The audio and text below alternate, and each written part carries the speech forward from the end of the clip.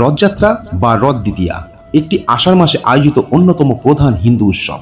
ভারতের উড়িষ্যা, ঝাড়খণ্ড, পশ্চিমবঙ্গ ও বাংলাদেশে এই উৎসব বিশেষ উৎসাহ উদ্দীপনার মধ্য দিয়ে পালিত হয়।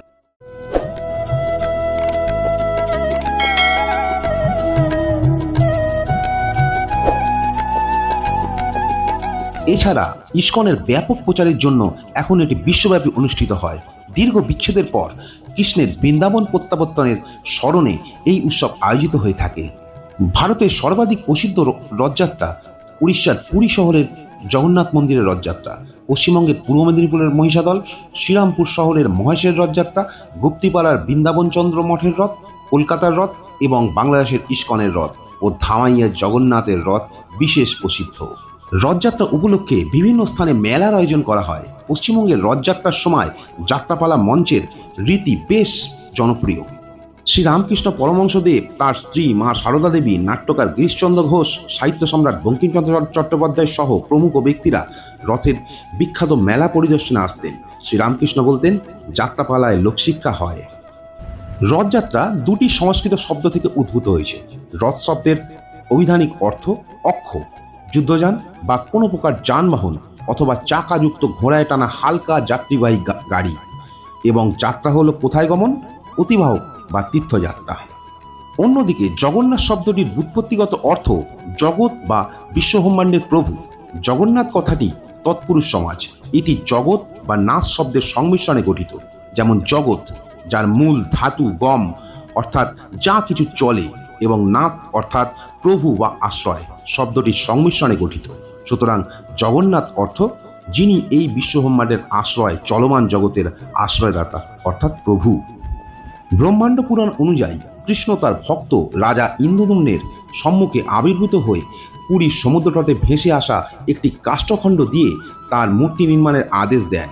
মূর্তি নির্মাণের জন্য রাজা একজন উপযুক্ত কাষ্ঠশিল্পীর সন্ধান করতে থাকেন।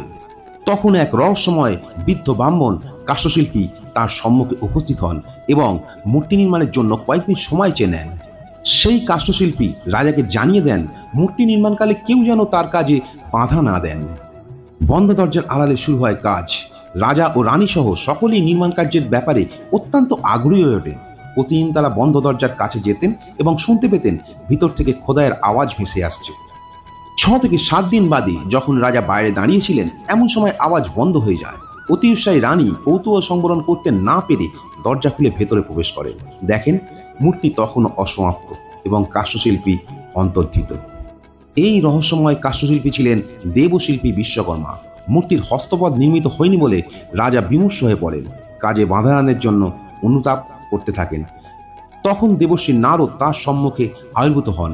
নারদ রাজাকে সান্ত্বনা দিয়ে বলেন, এই অর্ধসমাপ্ত মূর্তি পরমেশ্বরের এক স্বীকৃত স্বরূপ ও এই অসম্পূর্ণ রূপেই পূজা শুরু করতে বলেন।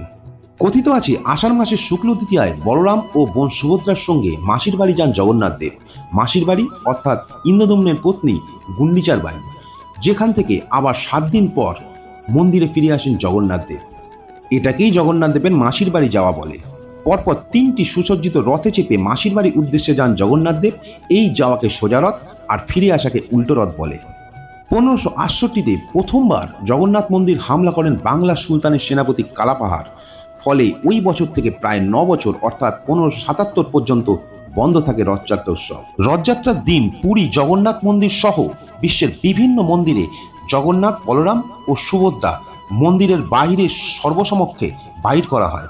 তারপর 3টি সুসজ্জিত রথে অথবা কোনো একটি সুসজ্জিত বৃহৎ রথে বসিয়ে দেবতাদের পূজা সুসম্পন্নপূর্বক রথ টানা হয়।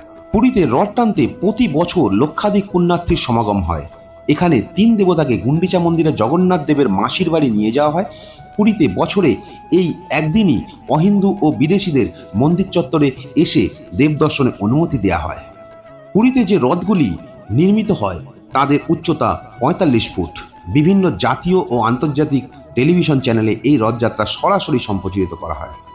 আন্তর্জাতিক কৃষ্ণ ভাবনামৃত সংঘের মাধ্যমে 1968 সাল থেকে বিশ্বের বেশিরভাগই প্রধান শহরে রথযাত্রা উৎসবের একটি সাধারণ দৃশ্য হয়ে উঠেছে। এখন বিশ্বব্যাপী 100-রও বেশি শহরে বার্ষিক উৎসব পালিত হয়। 1968 সাল থেকে ইসকনের হরে কৃষ্ণ আন্দোলনের ফলশ্রুতিতে সারা বিশ্বের বিভিন্ন শহরে রথযাত্রা শুরু হয়। এই সংঘের নেতা এসি ভক্তিবেদান্ত স্বামী প্রভুপাদ লন্ডন, মাল্টিওল, Paris, Birmingham, New York City, Toronto, Singapore, Sydney, Perth, Venice প্রভৃতি শহরের রথযাত্রা উৎসবের জনপ্রিয়তা বৃদ্ধি করতে সক্ষম হন।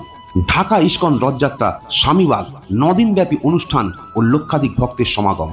ধামাইয়ার রথযাত্রা বাংলাদেশের সর্বাধিক বৃহৎ রথ উৎসব। ধামরাই জগন্নাথ রথ বাংলাদেশের ধামরাইতে অবস্থিত হিন্দু দেবতা জগন্নাথকে উৎসর্গ করা হয়েছে। বার্ষিক জগন্নাথ রথযাত্রা একটি বিখ্যাত হিন্দু উৎসব যা হাজার হাজার মানুষকে আকর্ষণ করে। ধামরাইয়ের রথযাত্রা বাংলাদেশের হিন্দু সম্প্রদায়ের জন্য অন্যতম গুরুত্বপূর্ণ উৎসব। মূল ঐতিহাসিক রথটি 1971 সালে পাকিস্তান সেনাবাহিনী পুড়িয়ে দেয়। এরপর থেকে ভারতীয় সহায়তায় রথটি পুনর্নির্মাণ করা হয়। এবার কয়েকটি বিশ্ববিখ্যাত রথযাত্রার বিবরণ উল্লেখ করব। উড়িষ্যা রাজ্যের পুরীতে অনুষ্ঠিত বিশ্বের বৃহত্তম এবং সর্বাধিক পরিদর্শন করা রথযাত্রা প্রতি বছর প্রচুর ভিড় আকর্ষণ করে। বারিপদ রথযাত্রা বিশ্বের দ্বিতীয় প্রাচীনতম রথযাত্রা, তাই বারিপদকে দ্বিতীয়া শ্রীক্ষেত্র বা দ্বিতীয় পুরীও বলা হয়। 1575 সাল থেকে এখানে কোনো বাধা ছাড়াই রথযাত্রা পালিত হয়ে আসছে। কেন্দুঝড়ের রথযাত্রা বিশ্বের দ্বিতীয় বৃহত্তম রথযাত্রা। কেওনঝাড় রথ ও নন্দীঘোষ বিশ্বের সবচেয়ে লম্বা রথ। গুজরাট রাজ্যের আহমেদাবাদে রথযাত্রা হয়, যা বিশ্বের তৃতীয় বৃহত্তম হিসাবে পরিচিত। উড়িষ্যার সুকিন্দা রথযাত্রাও প্রচুর সংখ্যক ভক্তদের আকর্ষণ করতে পরিচিত। ধামরাই রথযাত্রা বাংলাদেশের ধামরাইতে অনুষ্ঠিত রথযাত্রা, বাংলাদেশের সবচেয়ে বিখ্যাত রথযাত্রা। ঢাকা ইস্কনের রথযাত্রা বাংলাদেশের দ্বিতীয় বিখ্যাত রথযাত্রা। রাজবলহাট রথযাত্রা ভারতের পশ্চিমবঙ্গের বস্তার অঞ্চলের লোকেরা দশেরার সময় রথযাত্রা পালন করে। রাধারানী রথযাত্রা অস্টিন, টেক্সাস, মার্কিন যুক্তরাষ্ট্রের কাছে রাধামাধব ধাম মন্দিরে অনুষ্ঠিত হয়ে থাকে। পূর্ববঙ্গ ও পশ্চিমবঙ্গ উভয়ের অংশের রথযাত্রার সাথে লটকন ওতপ্রোতভাবে জড়িয়ে আছে। রথযাত্রার দিন বা উল্টো রথের দিন লটকন কেনার প্রচলন আছে। 1947 ও 1971 সালে যথাক্রমে ভারত ভাগ ও বাংলাদেশের স্বাধীনের পর পূর্ববঙ্গের হিন্দুরা ভারতের বিভিন্ন অংশে চলে আসে। ফলত পূর্ববঙ্গীয় ধারা ভারতের বিভিন্ন জায়গায় চলে আসে। সেইভাবেই ভারতের বাঙালি মূলত পূর্ববঙ্গীয় অধ্যুষিত অঞ্চলের লটকনের প্রভাব আছে। বাংলাদেশের ধামরাই ও টাঙ্গাইল রথে লটকনের প্রচলন আছে। ভারতের কোচবিহার, নবদ্বীপ ইত্যাদি স্থানে রথের দিন লটকন বিক্রি হয়। মহেশের রথযাত্রা পুরীর রথযাত্রার পর ভারতের দ্বিতীয় প্রাচীনতম রথযাত্রা। এটি 1396 খ্রিস্টাব্দ থেকে পালিত হয়ে আসছে। এটি পশ্চিমবঙ্গের শ্রীরামপুরের মহেশে অনুষ্ঠিত একটি মাসব্যাপী উৎসব এবং সেই সময় অনেক বিশাল বড় একটি মেলা অনুষ্ঠিত হয়।